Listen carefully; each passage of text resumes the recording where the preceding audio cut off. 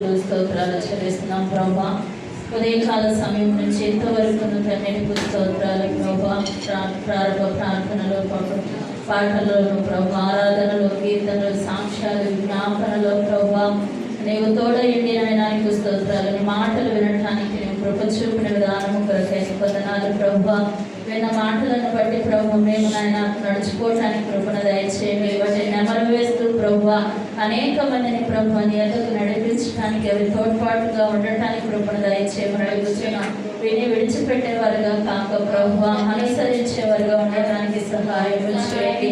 నీ కృపను దయచేయమని అడుగుచున్నాం తండ్రి. నీకు స్తోత్రాలు. ఇంకా ప్రభు అనేక మంది బిడ్డలు రావాల్సి ఉంది నాయన. బిడ్డలు రాలేని పరిస్థితిలో ఉన్నారేమో అయా. నేను ఏ పరిస్థితిలో ఉన్నప్పటికీ నేను రేపు వారానికి బిడ్డలందరినీ మీరు సమకూర్చమని కోరుకుంటూ ఉన్నాం. సహాయం చేయండి.